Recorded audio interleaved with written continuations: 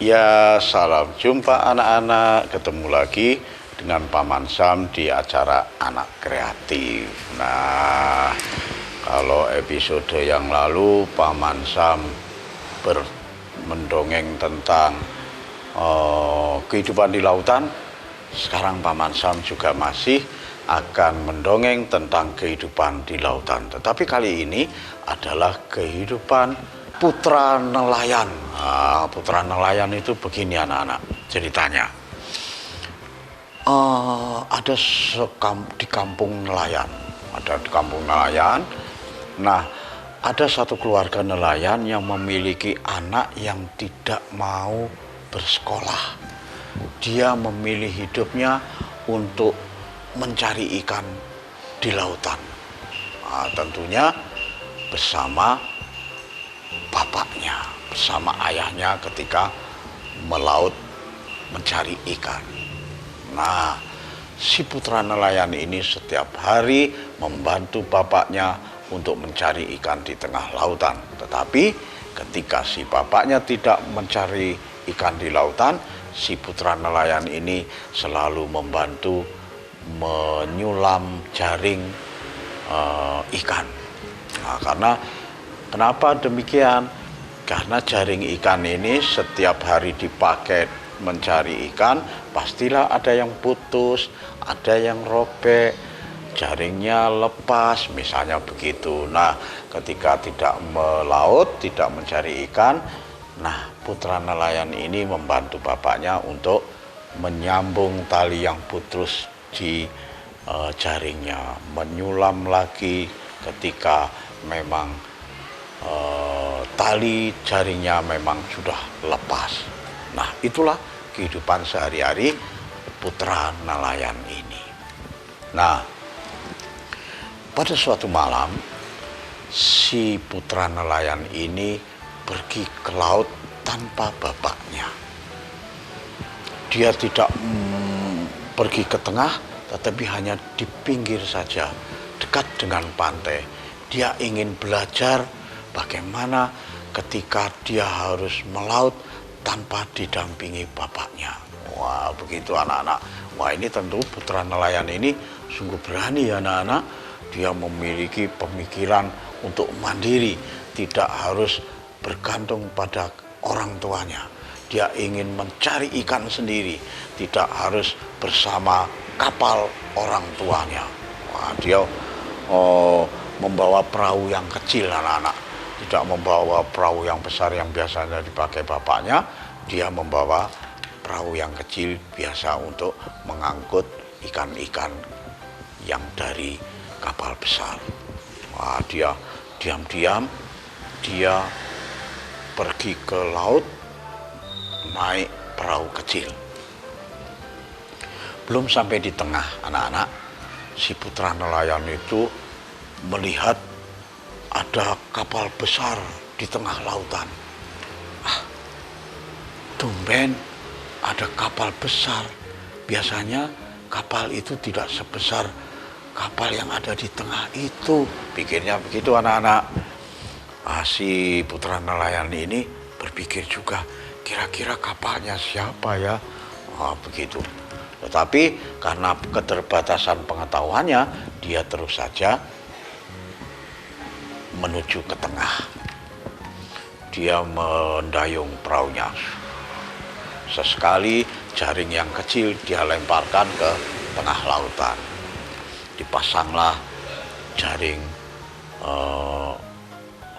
ikannya. Dia berjalan lagi perahunya, dipasang lagi. Sampai kira-kira dari pantai ya, kira-kira tidak jauh anak-anak. Hanya 500 meter, 1 kilometer begitu. Dia kembali lagi. Tetapi dalam pikirannya tidak enak tentang apa yang dilihat tadi, yaitu kapal yang besar berada di tengah lautan. Kira-kira kapalnya apa gitu.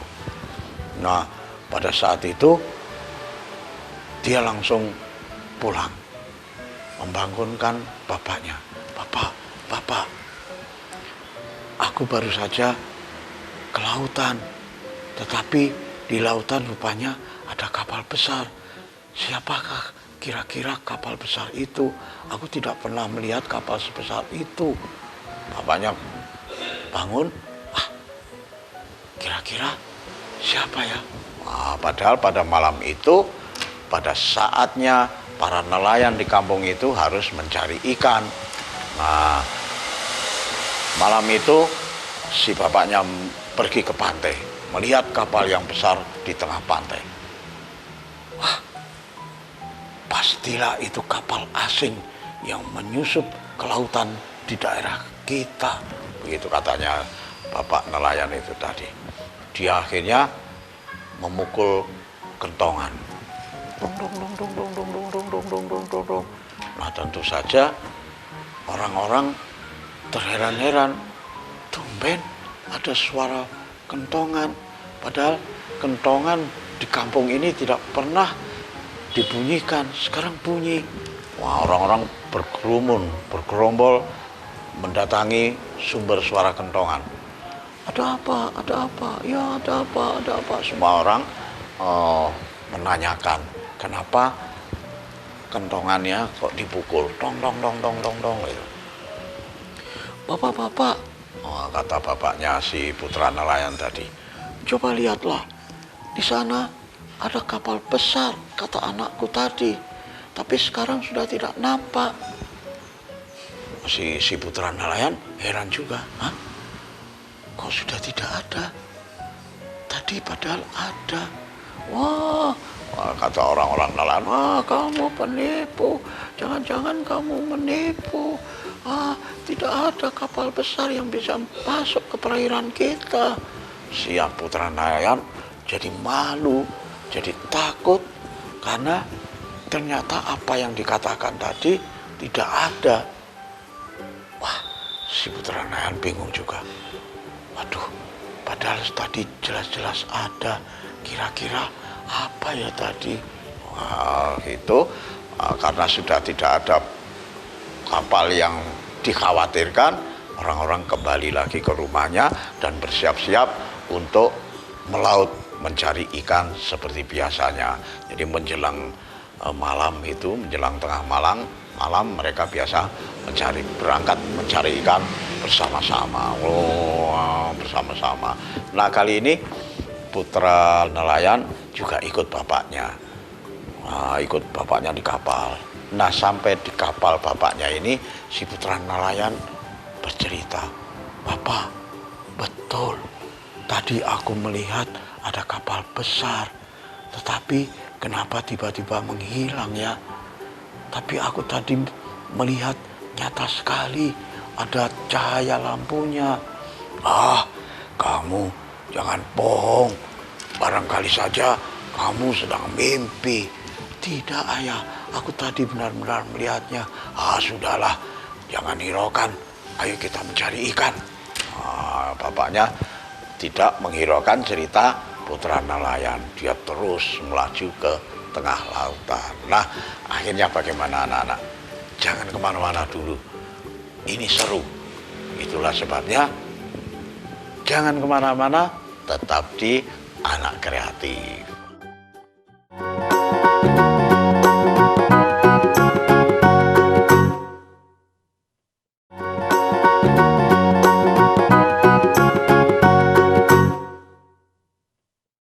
Ya, terima kasih anak-anak. Anak-anak masih setia menanti kelanjutan dongengan Paman Syaf. Akhirnya tadi apa? Si nelayan dengan putranya meneruskan melajukan kapalnya ke tengah lautan untuk mencari ikan. Nah, tidak hanya bapak putra nelayan ini ya saja yang berangkat, tapi sekampung berjalan beriringan berangkat mencari ikan di tengah lautan. Wah, perahunya jejer-jejer itu, wah ramai sekali ke tengah lautan. Nah, baru sampai di tengah lautan itulah anak-anak, orang-orang kampung menjadi panik, menjadi ketakutan, menjadi khawatir. Karena apa? Ternyata kapal besar yang dikatakan oleh putra nelayan tadi benar-benar ada. suara belnya begitu. Waduh, ada kapal besar. Ini pasti kapal asing yang menerobos ke perairan kita. Bagaimana ini? Kita pasti akan mendapatkan celaka dari kapal besar itu. Pastilah kapal besar itu isinya adalah bajak laut. Wah, begitu katanya si orang-orang ini. Si putra nelayan akhirnya terheran-heran juga, tidak bisa berkata-kata apa-apa, hanya tertegun melihat kapal yang besar yang semakin mendekat ke kapal perahu-perahu para nelayan. Tetapi apa anak-anak, kapal-kapal nelayan ini tidak bisa segera kembali karena memang kapal yang besar ini benar-benar sudah mendekat. Wah, setelah dekat, ada seseorang dari atas kapal yang besar itu berteriak, "Oi, nelayan, nelayan semua," begitu katanya. "Jangan takut, aku adalah penghuni lautan ini." Wah, tentu saja para nelayan heran. Tidak mungkin ada penghuni lautan yang sebesar ini. Bukankah kita bertahun-tahun di sini? Ini adalah perairan kita.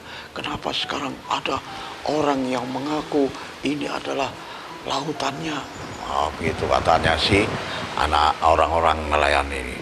Ternyata apa anak-anak? Aku kesini akan memberi kalian hadiah. Begitu kata orang yang berada di kapal besar tadi. Hadiah? Hadiah apa ya? Semua bertanya-tanya begitu. Tiba-tiba si kapal besar itu menurunkan sebuah jaring ke bawah. Wah, isinya apa anak-anak? Ternyata isinya adalah ikan-ikan kecil yang banyak sekali. Nah, tentu saja orang-orang nelayan ini menjadi heran. Kenapa tiba-tiba ada orang yang memberi ikan, sementara kita bertahun-tahun mencari ikan sendiri, menjaring ikan sendiri. Kenapa sekarang ada ikan yang besar seperti ini? Wah, orang-orang heran.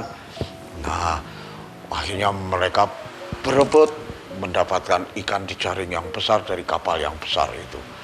Tanpa bersusah payah, para nelayan ini sudah mendapatkan ikan yang banyak.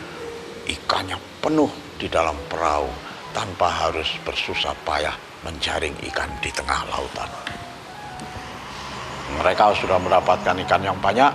Kembalilah si para nelayan ini meninggalkan kapal besar. Terima kasih, aku tidak bersusah payah lagi mencari ikan. Terima kasih. Wah, meninggalkan kapal yang besar. Nah, belum sampai di tepi laut, belum sampai ke pantai, ternyata mereka menoleh kapal yang besar itu sudah tidak ada lagi. Dan herannya anak-anak, ikan yang tadi banyak dibawa oleh orang-orang di perahu-perahu ini ternyata juga tidak ada. Wah, orang-orang semakin bingung. Ini pasti hantu lautan. Ini pasti hantu lautan. Wah, begitu. Akhirnya geger satu kampung. Ada hantu lautan, ada hantu lautan. Wah, itu akhirnya beberapa hari, beberapa malam, orang di kampung nelayan itu tidak ada satupun yang berani melaut mencari ikan. Tentu saja putra nelayan ini menjadi susah, menjadi sedih, karena bapaknya sudah tidak bisa mencari ikan lagi. Orang-orang nelayan di kampung ini akhirnya mengadakan rapat, mengadakan pertemuan di sebuah balai di kampung nelayan, mengadakan rapat. Bapak-bapak, ada yang paling tua, ini pasti hantu di lautan yang mengganggu kita. Ini harus kita lawan. Wah, orang-orang begitu, para nelayan ini. Si putra nelayan hanya diam saja. Dia mendengarkan orang-orang tua berbicara.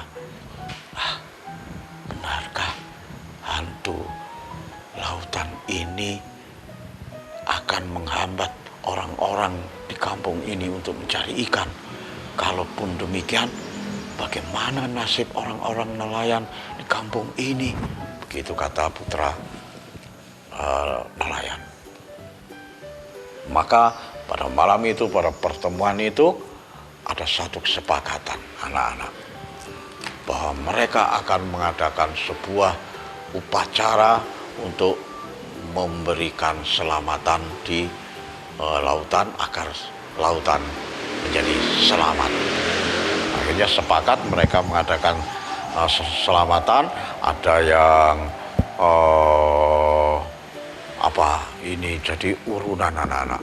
Semua orang ini ada urunan uang, ada urunan barang untuk mengadakan selamatan. Esoknya anak-anak, pada malamnya anak-anak, si putra nelayan bermimpi. Mimpinya apa?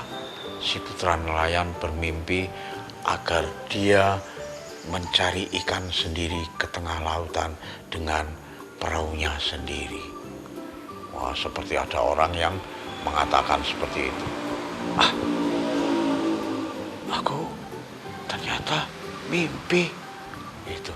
Tapi kenapa mimpiku seperti yang aku lakukan saat pertama kali aku melihat kapal besar di tengah lautan ya? Apakah ini benar-benar mimpi ataukah ini benar-benar sesuatu yang harus aku lakukan ya? Begitu pikir si putra nelayan. Nah, sementara para bapak-bapak di kampung nelayan itu sudah mengumpulkan barang-barang, makanan dan minuman dan hewan-hewan yang akan dijadikan selamatan di lautan. Nah, lalu bagaimana kelanjutannya? Jangan kemana-mana, tetap di Anak Kreatif.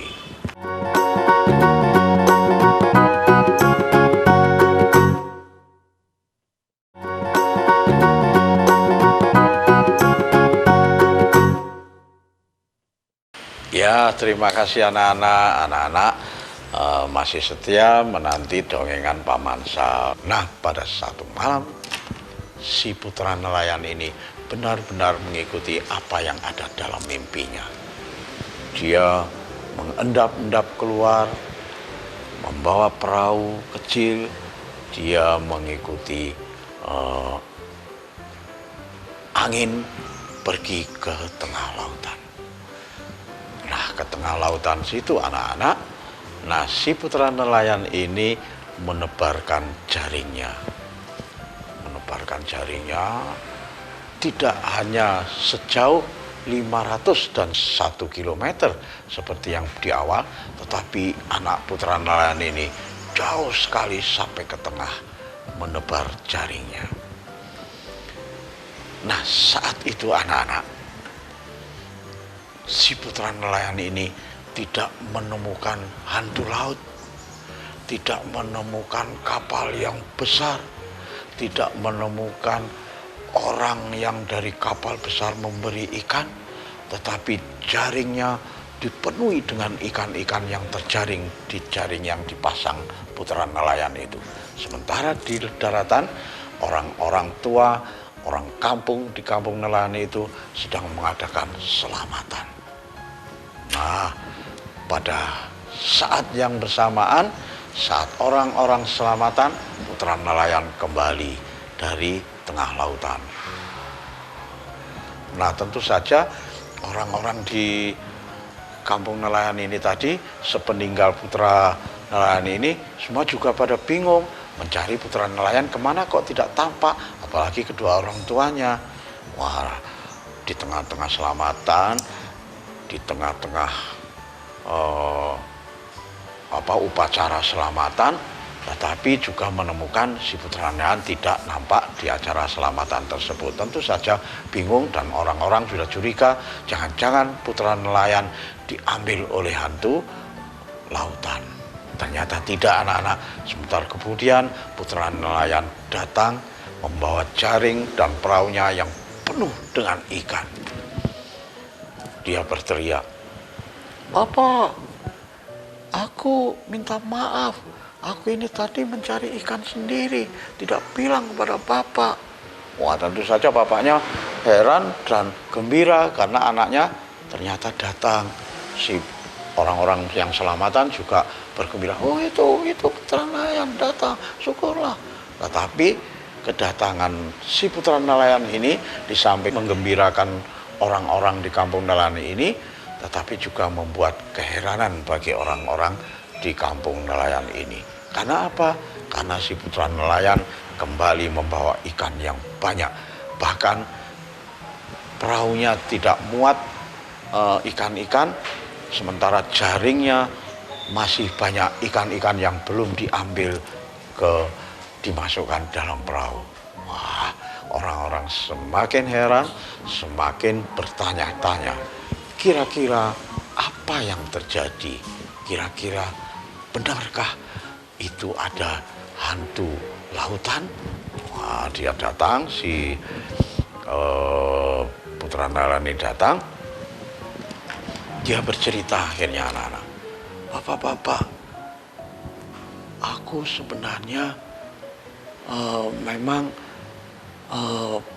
pertama kali aku melihat kapal besar itu, tetapi ternyata tidak ada. Dan yang kedua, bapak-bapak menemukan sendiri bukan bahwa di sana ada ada kapal besar dan memberikan ikan yang banyak, tetapi ikannya ternyata tidak ada. Nah, pada suatu hari saya tidur bermimpi, saya disuruh berperahu ke tengah lautan untuk mencari ikan. Ternyata inilah hasilnya, aku mendapatkan ikan yang banyak. Nah, begitu ceritanya si putranya. Orang-orang tua mau berkomentar, tidak, ini pastilah gara-gara kita membuat selamatan ini, sehingga si hantu perairan ini tidak marah. Dia benar-benar memberikan ikan-ikan ini begitu banyak. Buktinya kamu datang membawa ikan yang banyak. Begitu kata si orang-orang nelayan. Tetapi kata si putra nelayan bertanya-tanya, benarkah? Apakah karena itu atau karena apa ya kira-kira? Padahal itu adalah mimpiku. Begitu kata si nelayan. Nah, akhirnya sejak saat itu anak-anak, putra-putra nelayan di kampung nelayan itu mengikuti jejak putra nelayan. Karena si putra nelayan ini mampu mendapatkan ikan yang banyak. Akhirnya di kampung itu semakin bertambah banyak orang-orang nelayan. Tidak hanya orang tua, tetapi putra-putranya juga mencari ikan. Wah, akhirnya ramailah di kampung nelayan itu sehingga terkenal dengan kampung yang penuh dengan ikan. Wah, ikannya macam-macam. Nah, begitu anak-anak. Nah, lalu apa yang harus kita petik dari dongengan ini anak-anak? Nah, apa yang dilakukan oleh orang-orang tua itu tidak selamanya salah, juga tidak selamanya benar. Tetapi apa yang dilihat oleh anak-anak haruslah melihat kenyataan yang ada. Kalau memang kenyataannya memang begitu, ya sudah, kita terima. Tetapi yang satu yang menjadi kunci pengalaman dari dongeng ini adalah semangat dan kemauan yang tinggi dari anak-anak. Itulah yang akan membuahkan hasil dari semangat dan kemauan yang besar, kemauan yang tinggi. Seperti siapa? Seperti putra nelayan tadi, karena mempunyai keinginan yang besar, keinginan yang tinggi, tetapi masih belum memiliki pengetahuan yang banyak, maka dia melakukan perjalanan pertama perahu tadi. Ditemuilah halangan seperti hantu kapal besar itu, dan itu dibuktikan oleh orang-orang tua. Tetapi anak nelayan ini tidak putus asa sampai dia melakukan perjalanan mencari ikan sendiri di tengah malam dengan kemauan dan semangat yang tinggi, tetapi memiliki hasil yang bagus, mendapatkan ikan yang banyak. Itulah sebabnya kemauan dan semangat yang tinggi dari putra nelayan ini diikuti oleh putra-putra nelayan yang lain. Begitulah kemauan dan semangat yang tinggi mampu merubah kehidupan anak-anak menjadi lebih baik, seperti dongeng putra nelayan hari ini. Nah, itulah dongengan Paman Sam hari ini. Mudah-mudahan bermanfaat bagi anak-anak, dan mudah-mudahan pula episode mendatang Paman Sam juga bisa memberikan dongengan-dongengan dan cerita-cerita hikmah yang lainnya. Itulah sebabnya Paman Sam selalu memberikan satu pesan, satu kalimat pesan: anak Nusantara harus kreatif. Sampai jumpa.